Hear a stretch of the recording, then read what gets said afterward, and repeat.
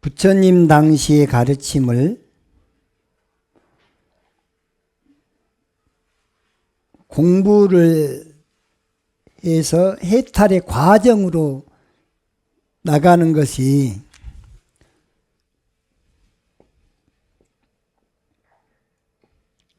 맨 처음에는 이제 범부 단계예요. 범부들은 그냥 자기 감정 따라 사는 거예요. 그냥 상을 가지고 사는 동네가 범부예요. 여기에서 조금 공부를 이제 한다 하면은 삼현위랄에서 여기서 방금 전까지 배웠던 오정심관 있죠. 오정심이라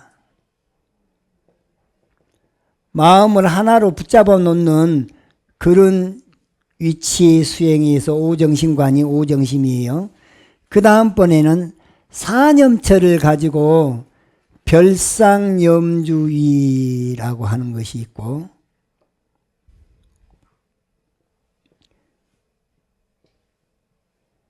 그 다음에 총상염주의라고 하는 것이 있어요. 그러면은 여기까지는 아직 견도가 안 됐어요. 깨달음을 얻지를 못했지만 견해까지는 바르게 섰단 말이죠. 이 단계를 닦고 있는 수행을 삼현이라. 그래서 이제 아직 성인이 못 되고 현인. 유교에서도 보면은 현인이 있고 군자가 있고 그 위에가 성인이 있고 그러잖아요. 수다원과를 성취할 때부터는 성인 성자가 들어가요. 그래서 아직 깨달음을 얻기 전 단계에서 닦고 있는데 감정 따라 사는 범부이하고는 차이가 있죠.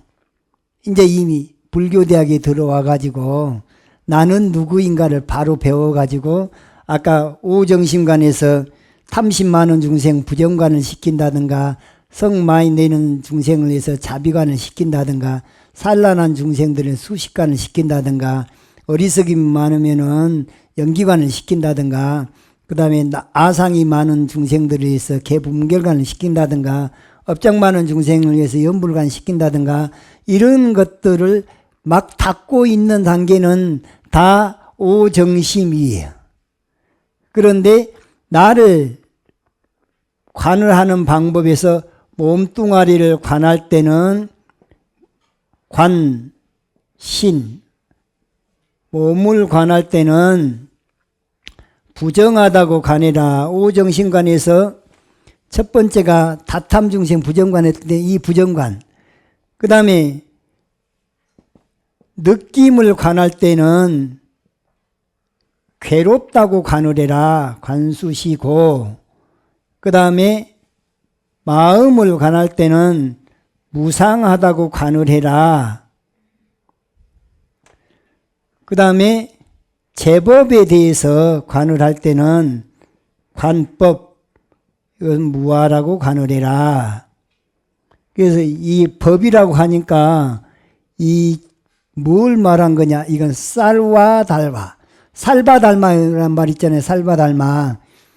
그 살바달마를 제법이라고 번역해. 살바가 이 살바란 일체라는 말이 일체. 참해진어는 어떻게 해요? 옴, 살바, 모자, 모지, 사다야, 사바 그러잖아요. 옴은 요거 이제 옴자인데 셋이 하나인데 본래 공한 거예요. 우주 전체를 한 글자로 표현한 거예요. 근데 옴, 살바, 모자 그랬잖아요. 살바가 거기서 사르와예요. 사르와를 살바라 그래요. 모자 그러면 모자는 보다야, 부디야, 부디야 깨달은 자예요. 깨달은 자. 그러니까 일체 깨달은 자를 갖다 살바 모자, 보디스바. 살바 모자 보디 그것이 뭐냐면 제불보살. 이게 모든 제불보살님이시여 저로 하여금 참회를 받아주십시오 하는 것이 옴 살바 모자 모지 사다야 사바 그런 말이단 말이죠. 그래서 여기서 살바달마를 제법이라 그래요. 제법. 여기서 관법에서 이것은 사르와 사르바 달마 살바달마 살바달마 이 살바달마를 한자로 번역한 것이 제법 그래요. 제법.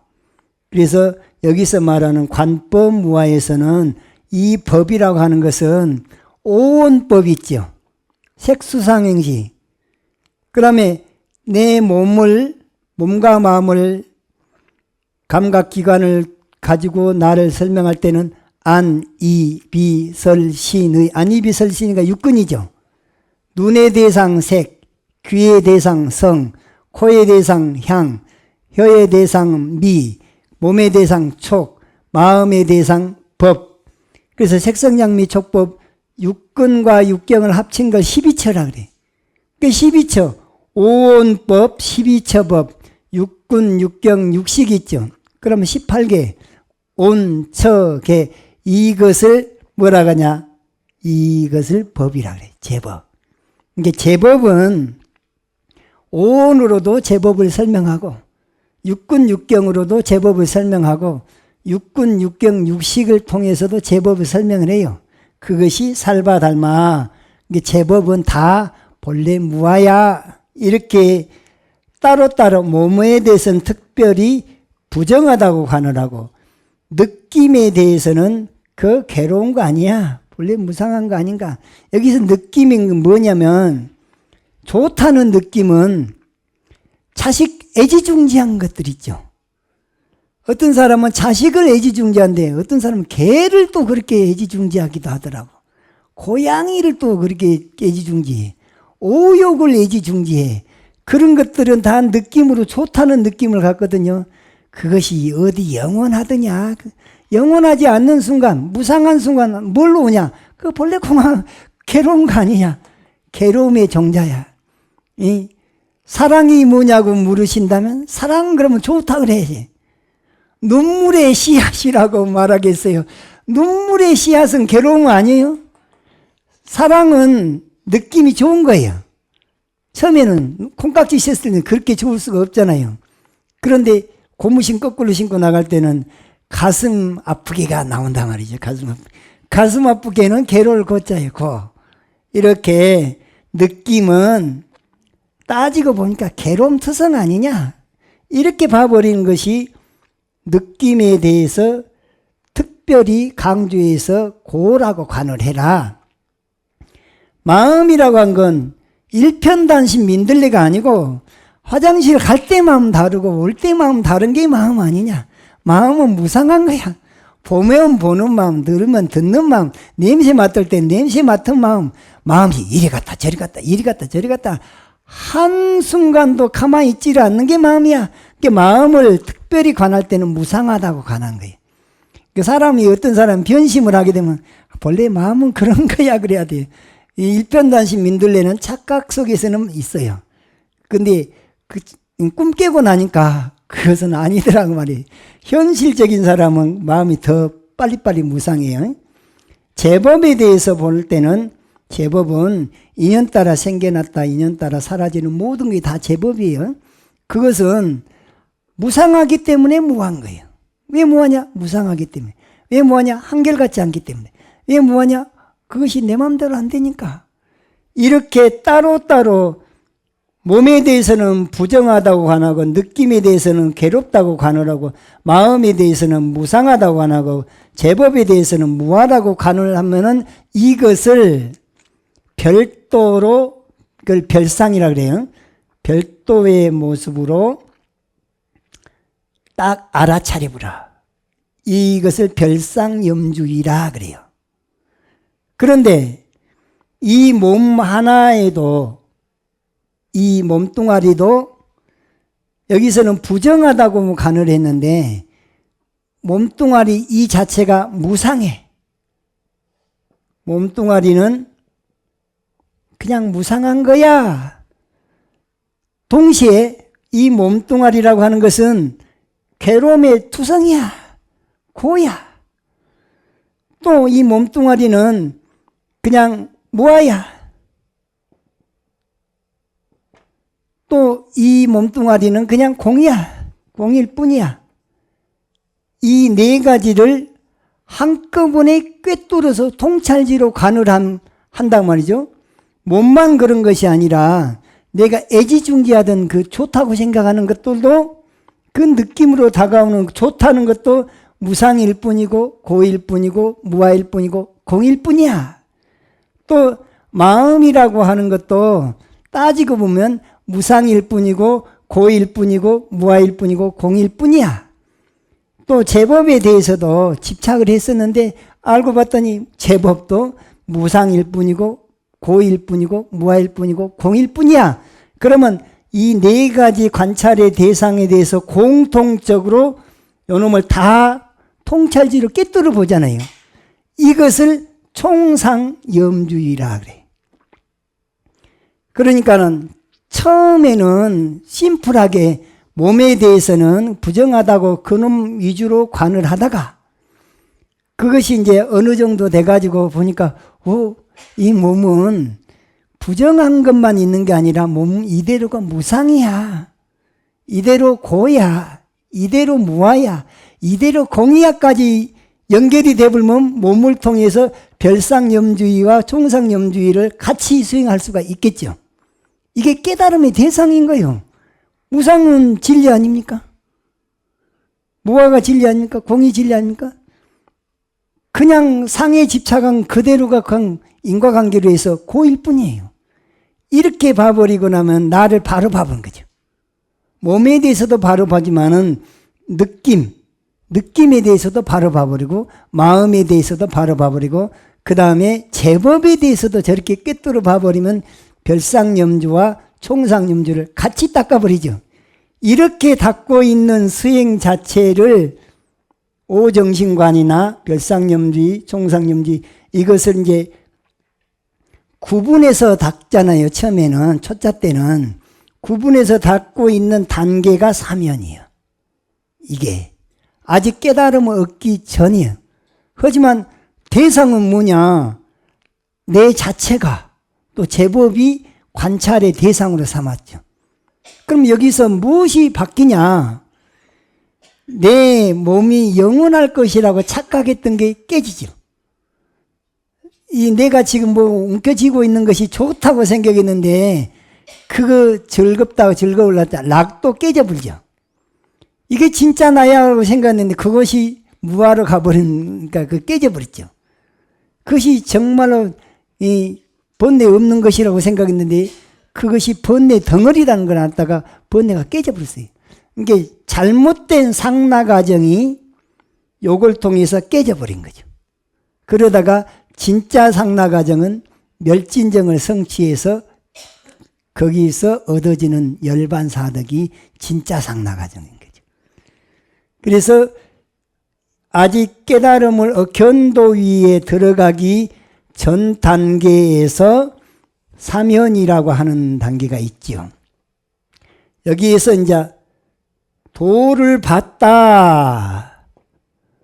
견도위다. 여기가 뭐냐? 수다원이에요. 수다원. 수다원. 수다원이라고 하는 단계가 견도위예요. 그러니까 견도한다는 건 뭐냐면 요것을 완전히 체험적으로 깨달은 거예요. 나는 진짜 무상이야. 그전에는 머리로만 무상했는데, 와, 정말 과거에서부터 지금까지 이 그 많은 윤회전생이 전부 무상했구나. 그 어느 순간도 나라고 고집할 수 있는 건 단 한순간도 없었구나. 무아였구나. 근데 집착을 하니까 이게 괴로울 꽃자 고였구나. 그런데 나를 바로 보니까 정말로 공한 것이로구나. 그러니까 공을 바로 나를 통해서 봐불고 제법을 통해서도 봐불고 무아를, 인과를, 무상을 그렇게 딱 체득한 것이 견도위에 이게. 사성제가 있잖아요. 고진멸도 사성제가 그냥 그대로 체험적으로 와닿아 버렸단 말이죠. 그래도 아직은 오하분결이라고 하는 욕계 탐심 아직 남았어요. 그러니까 신견병견이라든가 이런 견해에 대한 것이 딱 깨져버리고 의심 극복이 돼버리지만은 아직 탐심이 뿌리째 남아있어요. 거친 번뇌로도 남아있어요. 성냄도 아직 거친 번뇌도 남아있어요. 그 정도가 수다원이더라고 말이죠. 그러면 견도위에서 이 다음 단계로 넘어가는 수행이 뭐냐? 그 다음 번이 수도위라 그래. 수도위. 이 수도위는 사담이나 사다함 또 아나함은 이 과정은 수도위라 그래요. 그런데 저 단계를 지나서 이제 무학위라 그래서 더 이상 누군가를 통해서 배울 필요가 없게 되는 단계까지 와버렸어요. 그것은 이제 무학위라 그러는데 무학위가 된 분은 누구냐? 여기가 바로 아라한이다 그래요. 아루한. 아라한 단계가 무학이라 그래서 여기서 생사해탈은 아라한에서 이루어지는 단계입니다. 그러니까 아라한이 됐다 하더라도 결국에 깨닫는다고 하는 것은 내가 본래 인과일 뿐이고 무상일 뿐이고 무아일 뿐이고 공일 뿐이고 중도로서 본래 부처일 뿐이야. 요거 깨닫는 거예요. 깨달음이라고 하는 것이 다른 무슨 신통이 생긴 걸 깨달음이라고 생각하면 이건 착각이에요. 도통은 이게 완벽하게 온 몸과 마음에 무아로 무장이 되버리고 온 몸과 마음이 공으로 무장이 되버리고 본래 부처라고 하는 중도로 무장이 되버리고 인과로 무장이 되면 보이는 모든 것이 그 인과 무상 무아 공일 뿐이에요. 들리는 모든 것이 그렇게 들려버리니까 속겠어요? 안 속겠어요? 안 속아요. 그래서 무위의 행이 나오는 거예요. 통달 무아가 돼버려요. 통달 무아 단계가 무학이고 아라한이고 그래요. 결국에 생사해탈은 통달 무아에서 생사해탈이 있는 것이지 자기가 무슨 자아실현이니 무슨 아집을 있는 대로 아만심을 있는 대로 내면서 거기에서 무슨 생사해탈을 고집을 한다? 그건 웃기는 소리인 거예요. 그건 법을 몰라서 하는 소리. 왜 우리가 이런 공부를 배워야 되냐? 무식하면 용감합니다. 진짜 무식하면 용감하게 뭘 주장하고 그래요. 하는 행동도 정말로 막 용감하게 한데 그 용감한 게 무식에서 나온 것인지 지혜에서 나온 것인지는 우리가 분간할 수 있을 정도로 공부를 통해서 알아야 된단 말이에요. 그 성불의 내비게이션이 분명하게 서 있는 사람하고 막연하게 그냥 앉아서 공부하고 어떤 양반이 훌륭하다 그러니까 그것만 쫓아가고 있는데 자기 내면에서는 그게 만족이 안 오는 거예요. 자기 내면에서 만족 안 오면 그 누구 불행이에요? 본인 불행인 거예요. 어떤 분이 훌륭한 분은 그 사람의 소식이고 내가 지금 당장 자기 만족이 없으면 이건 내 소식이잖아요.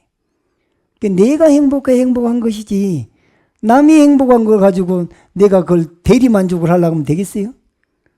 진짜는 내 은행에서 돈만 많이 샌다고 해서 자기 돈이 아닌 것처럼 내 돈이 내 마음대로 쓸 수 있을 정도가 돼야지 그 속에서 행복을 누리고 자기 만족이 있고 그 속에서 부자로 사는 것이죠.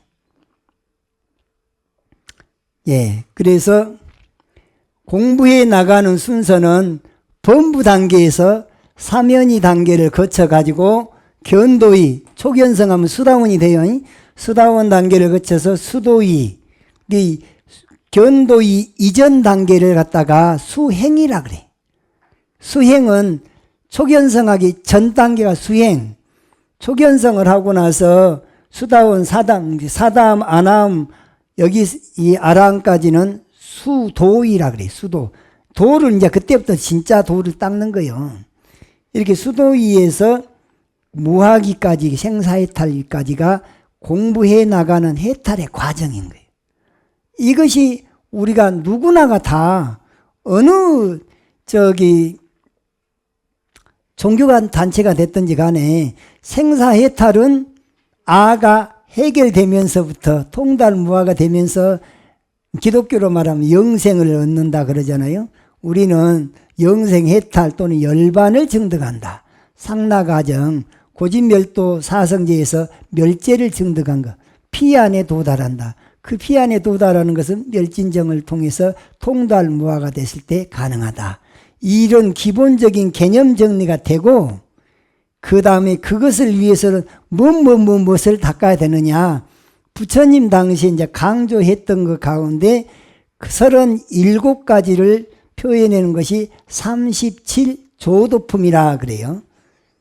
37조도품 공부를 하는데 37조도품 공부 중에서 제일로 부처님이 급선무로 다뤄야 될 것이 나를 바로 봅시다의 공부법이 이빠사나에서 사념처예요. 사념처.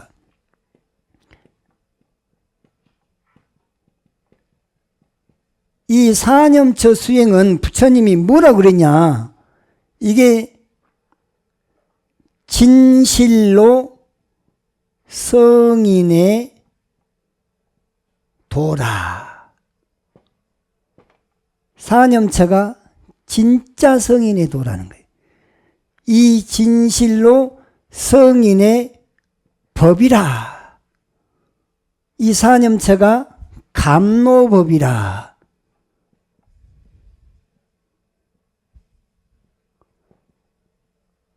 만약에 부처님 제자가 돼갖고 이 사념처를 버려버렸다 한다면 그 사람은 성인의 도를 버려버린 셈이 되고 성인의 법을 버린 셈이 되고 감노법을 버린 셈이 된다. 이렇게까지 설명을 했어요. 이건 내가 지어낸 말이 아니에요. 경전에 나와 있어요. 저기 117쪽에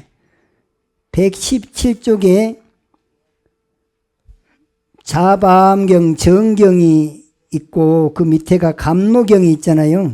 감노경을 한번 읽어봅시다. 117쪽 두 번째 단락에서부터 이와 같이 나는 들었다.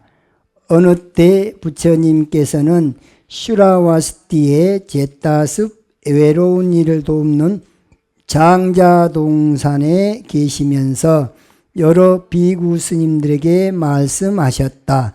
만일 비구가 사념처를 떠나면 곧 참다운 성인의 법을 떠나게 될 것이요.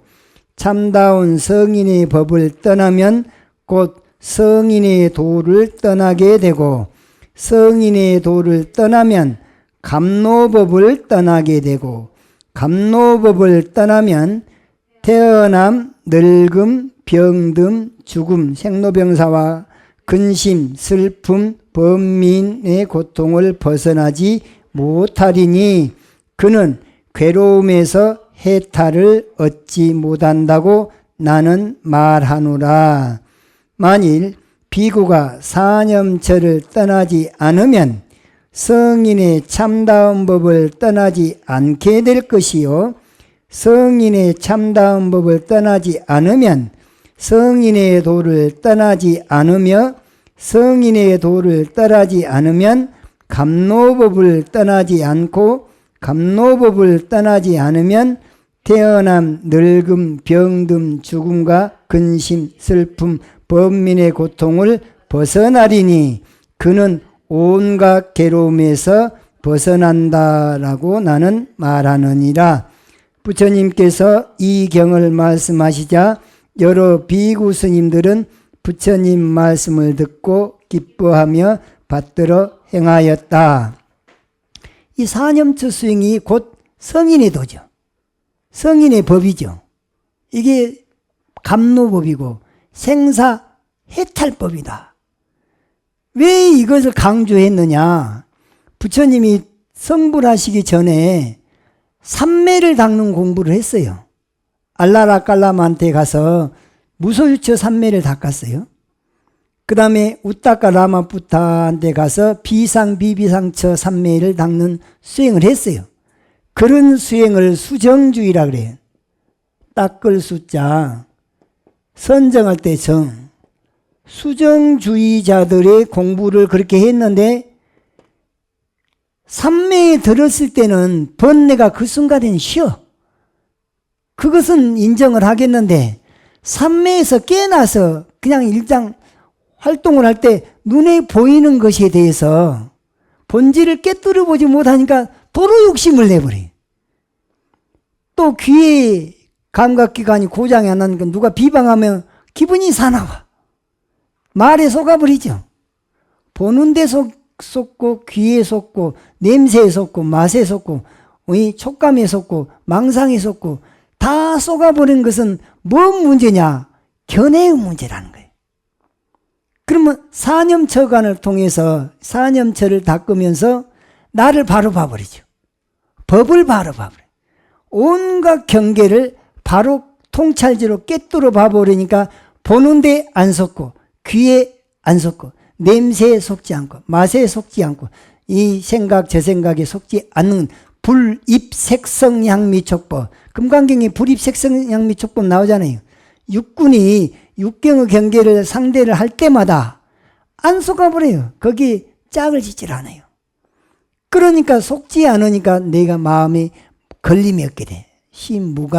무가의 거로 무유공포 원리전도몽상이 되는 거예요. 원리전도몽상은 속지 않은 데서 오는 거죠. 왜? 온 몸과 마음에 이거 본래 인과 아닌가 무상 아닌가 무아 아닌가 공아 아닌가 이렇게 무장이 되어버렸어요.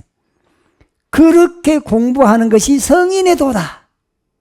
그걸 완벽하게 체득을 해버리면 수다원이다. 몸소 체험을 해보면 그게 바로 수다원이에요. 수다원이라고 하는 게 이 정견 확립이 완벽하게 체험적으로 돼버린 게 수다원이에요. 아직 번뇌의 뿌리는 거친 번뇌로도 드러나기도 하고 뿌리로도 남아있곤 해도 견해만큼은 완벽하게 올바른 정견을 갖게 되는 거예요. 이게 이제 그때부터 성인 성자 성인의 흐름에 들어갔다. 임유라. 그걸 임유라 그래. 또는 거기를 갖다가 아직 번뇌가 거친 번뇌도 남았으니까 칠왕래라 해서 7번 생사윤회를 해요.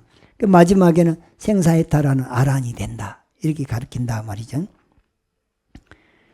그래서 사념처 수행이 있고 사념처 다음에는 사정근이 있어요.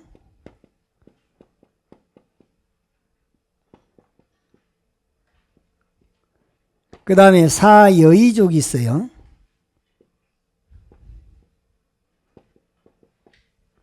그 다음에 오근이 있고 오력이 있고 칠각지 법문이 있고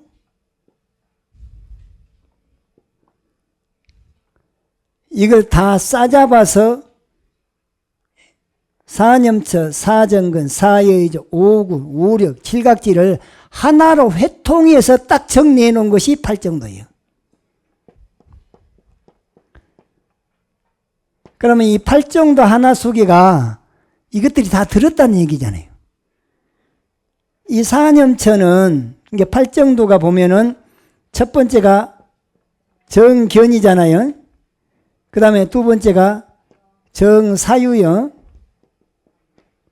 그 다음에 정업이잖아요. 정어잖아요. 예, 그 다음에 정업이죠. 그 다음에 정명이죠. 그 다음에 정정진이잖아요. 그 다음에 정염이잖아요.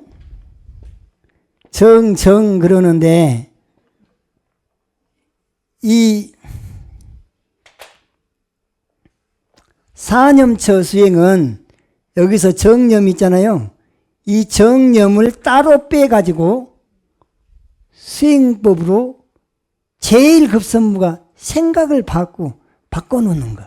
나를 바로 보게 하는 방법. 이게 제일 급선무니까 이런 맨 앞에 참선법, 부처님 당시에 참선하는 수행법이 이 사념처 수행이에요. 이 사념처가 팔정도 중에 정념을 구체적으로 표현하는 거예요. 그러니까 사념처가 그 팔정도 속에 들었죠. 그 다음에 사정근 있잖아요. 여기 정정진 있죠. 정정진. 정정진의 내용을 구체적으로 표현해 놓은 게 사정근이에요. 그 다음에 사여의적 있잖아요. 이건 신통개발하는 것인데 4가지 방법으로 삼매에 들으는 정정수행하는 것을 딱 하나의 수행법으로 아까 그 지관에서 지하는 방법으로 제시한 것이 사여의적이에요. 4가지 방법으로. 그 다음에 이 팔정도 그러니까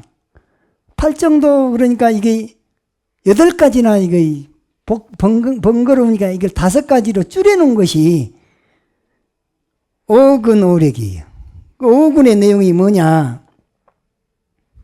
신근이 맨 첫 번째고, 그 다음 팔정도에서 보면은 정정진 있잖아요. 이건 정진근, 정영은 염근, 그 다음에 정견은 해근. 그러니까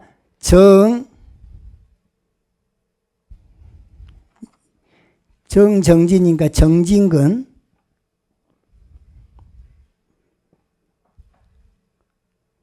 그 다음번에 염근,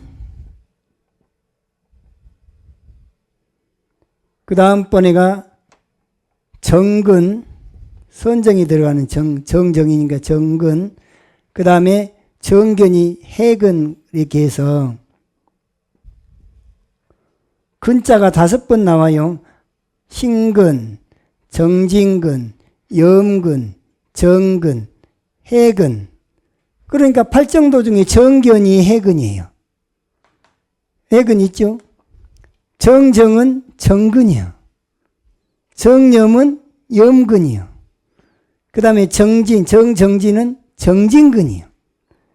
그런데 믿음으로 모든 것이 들어간다. 신이도원 공덕모라 하듯이 믿음이라고 하는 것은 도의 근원이여 일체 공덕을 낳는 어머니다.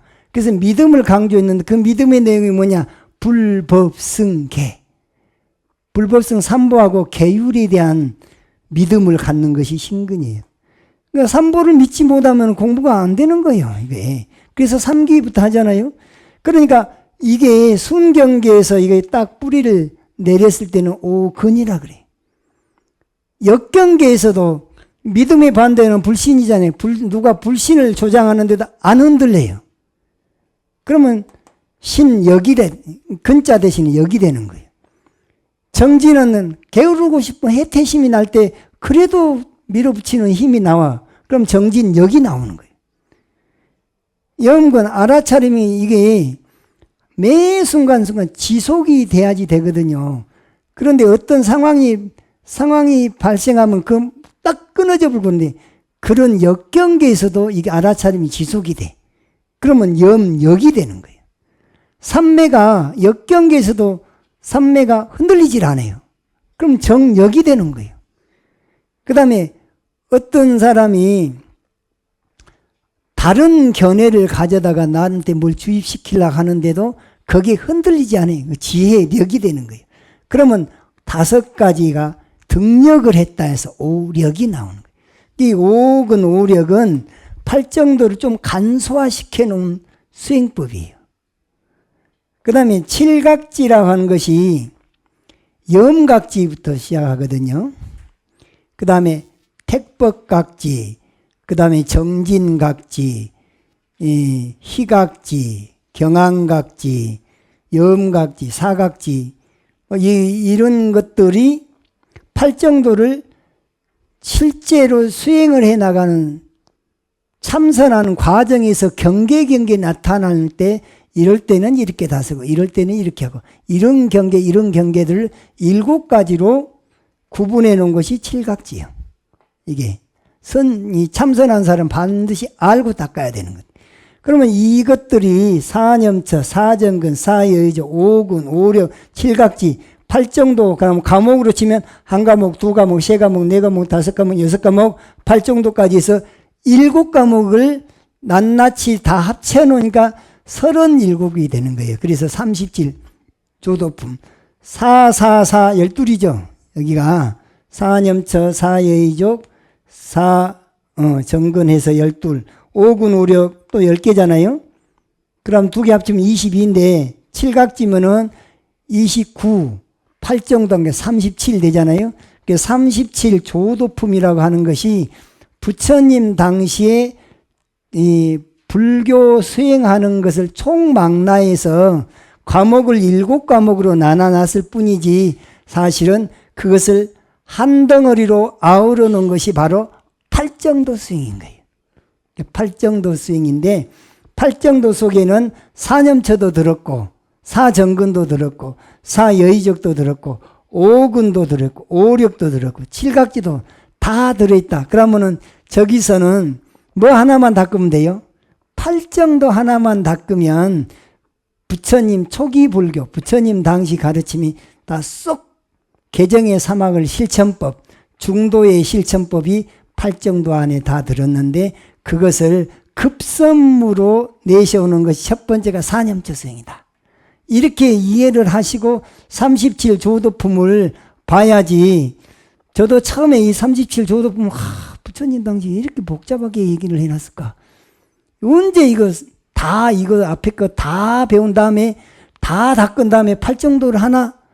이렇게 생각을 해서 복잡하게 생각을 했는데 강의를 자꾸 하다 보니까 딱 정리가 되는데 37 조도품은 팔정도 하나가 다 들어있는데 그 중에 어떤 사람한테는 급하니까 이거 다 하려고 그러면 복잡하잖아요. 시간 없는 사람한테는 당장 네 자신을 바로 봐야 되는 수행부터 먼저 해. 그래서 사념체를 내세운 거예요. 부처님 당시에는 나를 바로 보는 것을 제일 급선무로 가르쳤다 그 말이죠. 그런데 그것도 씨알도 안 맥힐 사람 같으면은 어떻게 하냐? 복이라도 지게 만드는 거예요. 이런 일을 하면 아주 부자로 잘 삽니다. 소원성취도 됩니다. 이런 건 방편법이죠. 그런데 나의 뿌리를 바로 파고 들어가는 공부를 하면 이것은 실상법인 거예요. 그러니까 나를 바로 보게 만드는 공부법으로서 첫 번째가 사념처 수행이다. 이렇게 이해를 하시고 그 다음에 사념처에 대해서 설명을 해드린다면 아까 신수신법에 대해서 별상염주의와 총상염주의 설명을 했죠. 거기에서 관신, 부정, 몸을 관할 때는 부정하다고 이제 계속 그놈만 관찰의 대상으로 삼고 관을 해서 몸은 집착할 바가 못 되는구나.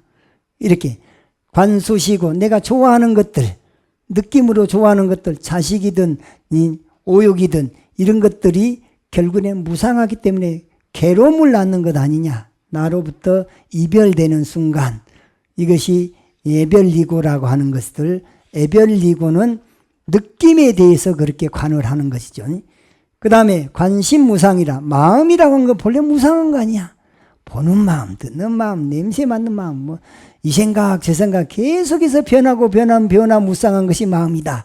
그 마음은 마음 때문에 거기다 정 줬다가 결국에는 그것이 나를 괴롭게 만드는 족쇄가 된다. 나를 바라보면 마음은 무상한 거야. 누가 변심하면 마음은 본래 그런 거 아닌가 이렇게 하고 그냥 넘어가야지. 네 그럴 수 있어 하고 그냥 억가심정 내면 그러면 자기만 쏘낸 거예요. 또 그럴 때는 전생에 내가 꼭 이런 짓을 해갖고 빚갚은이라고 이렇게 받는구나 이렇게 받아들이는 그런 지혜도 필요한 거죠. 그 다음 관법무하라. 제법에 대해서는 5원이든 12처든 18개든 본래 무아 아닌가. 왜? 인연 따라 생겨났다 인연 따라 사라지는 모든 것이 제법인데 제법은 인연 생멸하는 무상한 거 아닌가. 무상하기 때문에 무아 아닌가. 무아이기 때문에 본래 무상하기 때문에 본래 공한가 아닌가. 이렇게 제법에 대해서도 이 무상으로 고로 무아로 공으로 이렇게 통관하는 것, 통찰지로 깨뜨려 보는 것, 이것이 총상념주의예요. 그 중에 어떤 것 하나를 관찰의 대상으로 삼든지 간에 나를 바로 보게 하는 그런 관법이에요. 그것이 부처님 당시의 참선법이에요. 그것이 바로 사념처 수행이에요. 사념처를 갖다가 수행하는데 호흡을 통해서 나를 또 관찰하는 방법이 대념처경에 그게 또 나와요. 그러면 나를 수행할 때, 나를 관찰할 때 호흡을 통해서 하는데 부처님은 사실은 처음에는 깨달음 얻을 때 호흡을 통해서 깨달으셨어요. 숨이 들어오는구나, 들어오는구나 알아차린 거예요. 이만큼 왔거나 이만큼 안 왔거나 같이 따라다니는 거예요. 이만큼 왔다가 또 나가는구나. 배꼽까지 있는데 숨이 내려왔구나. 배가 이러니까 배가 쑥 올라오구나. 나가면서 배가 꺼져 나가구나. 이걸 계속 관찰하다가 나중에 이제 집중이 깊어지면은 숨이 더 길어져요. 그러다가 사선정 정도 들어가 보면 숨이 이제 코로는 이제 숨을 안 쉬어요. 그럼 피부호흡이 돼버려요. 숨은 멎어 불었는데 온 피부로 숨이 들어오고 피부호흡이래요. 개구리가 말이죠. 동면하죠. 땅속에 한 1m 밑에까지 들어가서 거기서 아무것도 안 먹고 그 속에 들어앉아 있거든요. 그때는 안 먹고 에너지를 피부로 에너지 충전을 하는 거예요. 그게. 개구리도 피부로 호흡을 합니다. 근데 우리 사람은 너무 편하게들 살아갖고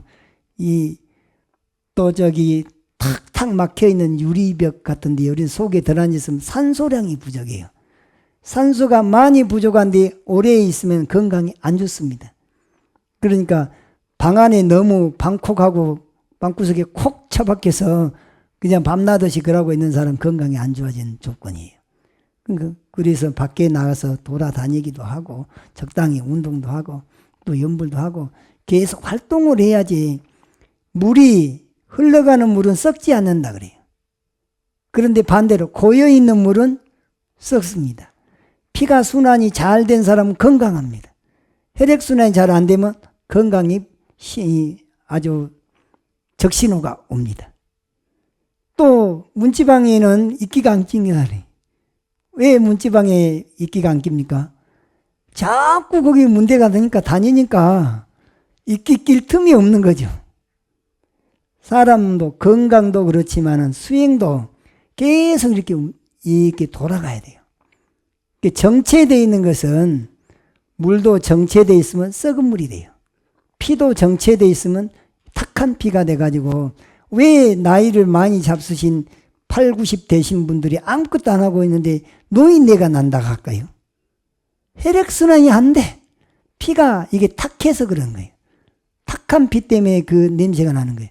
그런데 기도를 열심히 한 사람은 냄새가 안 나. 왜? 혈액순환이 되니까.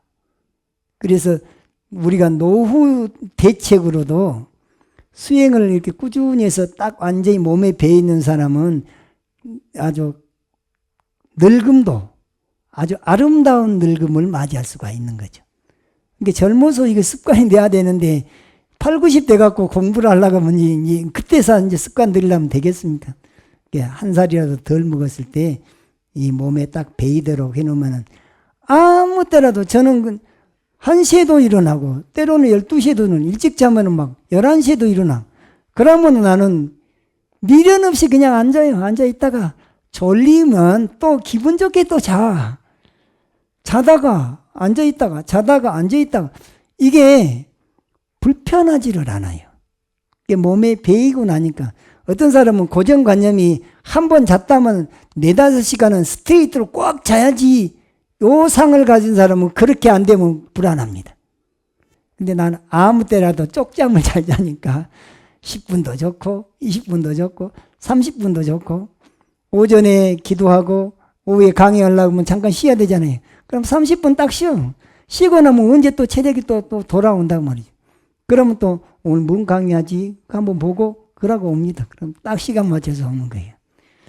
자, 사념체라고 하는 것은 몸에 대해서 우리 느낌으로 좋다고 하는 것에 대해서 또 이 마음에 대해서 제법에 대해서 그것을 부정하다고 간하고 괴로움으로 간하고 무상으로 간하고 무아로 간하고 이렇게 별도로 관하는 것을 별상염주라고 하고 그 한 몸뚱아리에 대해서도 무상한 것 아닌가 고 아닌가 무아 아닌가 또는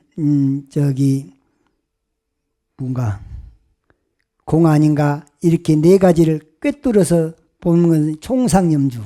몸에도 그렇고 느낌도 그렇고 마음도 그렇고 제법도 이렇게 계속해서 그놈을 공부를 하고 그러면 안 그때 이번에는 어디 가서 공부할까? 너는 어디 가서 그 공부해라. 한철 내내 관찰하는 대상이 자기 자신과 제법이에요. 근데 불자가 돼가지고 말이죠. 부처님이 이렇게 고구정령이 가르쳐준 것을 완전 싹 땡겨불고 이거 소승이야 하고 그러니까 나를 바로 못 보는 거죠. 나를 못 보니까 계속 몇십 년을 헤매는 거죠. 그러니까 미얀마를 갔을 때 내가 이제 이걸 도대체 미얀마는 입바산을 어떻게 가르친가 보자 했더니 여기서는 이제 관찰의 대상이 몸에 대한 관찰이 있고 느낌에 대한 관찰이 있고 마음에 대한 관찰이 있고 또 법에 대한 관찰을 이렇게 나눴잖아요. 몸에 대한 관찰인데 마하시 계열 그 입바사나 센터에서는 배, 아랫배, 단전을 관을 하는데 숨을 들이마시면 배가 불러 올라오잖아요. 그럼 올라오면 올라온다는 것을 이 배가 불러진다는 불러짐. 그 다음에 쏙 들어가면 숨을 내쉬면 들어감. 불러옴, 들어감, 불러옴, 들어감. 그놈만 계속 관찰하고 있는 거예요.